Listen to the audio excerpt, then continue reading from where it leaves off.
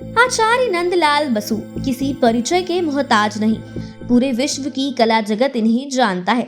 बिहार ने जन्म दिया तो पश्चिम बंगाल ने एक नई ऊंचाई दी।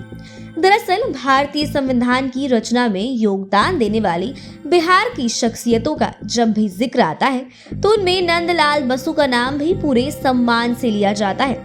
नंदलाल बसु उन चुनिंदा कलाकारों में शामिल हैं जो भारतीय आधुनिक कला के प्रणेता माने जाते हैं। ऐसे में आज हम 5 PM के 5 का तड़का में 3 दिसंबर 1822 को जन्म लेने वाले आचार्य नंदलाल बसु के बारे में जानते हैं। सबसे पहले 5वें नंबर पर जानते हैं कि नंदलाल बसु कहाँ के थे।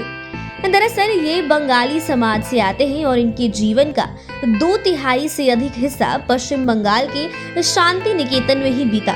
और लोग जब इनके जन्म स्थान खड़गपुर पढ़ते हैं तो लोग बंगाल वाला खड़गपुर को लेकर कंफ्यूजन में पड़ जाते हैं, लेकिन हकीकत यही है कि नंदलाल बसु का जन्म बिहार के मुंगेर जिला स्थित हवेली खड़गपुर में हुआ था।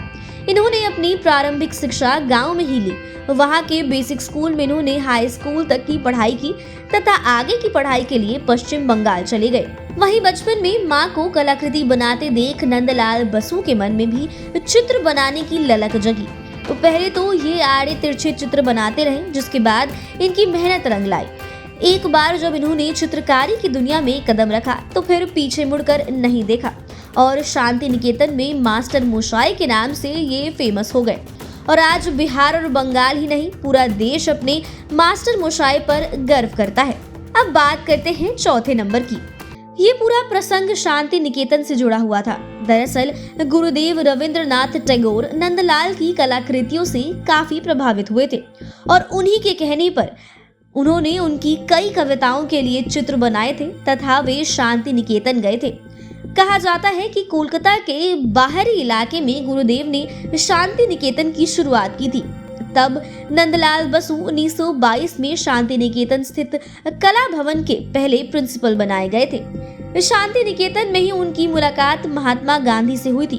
उन्होंने महात्मा गांधी के दांडी मार्च को दर्शाते हुए श्वेत श्याम कलाकृति बनाई, जो बापू पर बनाई गई अब तक की सर्वश्रेष्ठ कलाकृतियों में से एक है। नंदलाल की कलाकृतियों में ग्रामीण परिवेश से लेकर पौराणिक कथाओं को बखूबी दर्शाया गया है। आंचलिक सरोकर से लेकर धार्मिक चित्र तो उन्होंने खूब बनाए। भारत सरकार की ओर से दिए जाने वाले सर्वोच्च सम्मान भारत रत्न और पद्मश्री का प्रतीक चिन्ह बनाने का श्रेय भी नंदलाल बसु को ही जाता है। अब बात तीसरे नंबर की। वैसे तो नंदलाल बसु विशुद्ध रूप से कलाकार थे और कला ही उनकी पूंजी थी, लेकिन अनजाने में उनकी कूची सियासी गलियारे में भी दौड़ने लगी।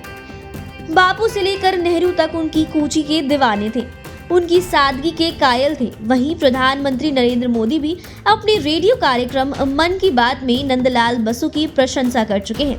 बापू के कहने पर एक से एक चित्र ही नहीं बनाए बल्कि मंच सज्जा भी किए। साथ ही चित्रों के माध्यम से अंग्रेजों के खिलाफ बौद्धिक लड़ाई भी इन्होंने लड़ी।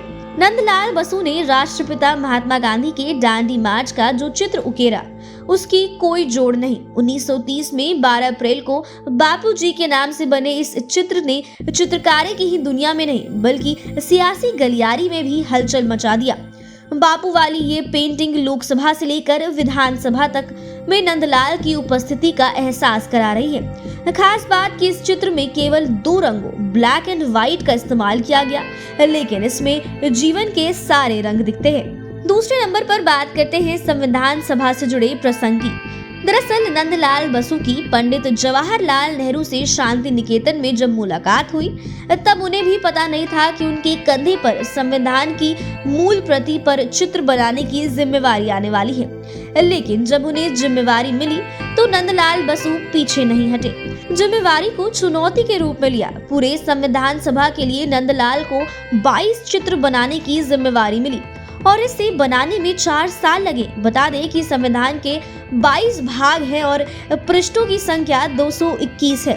हर पृष्ठ पूर्ण दस्तावेज है और हर पृष्ठ पर चित्र बनाना कोई आसान काम नहीं है।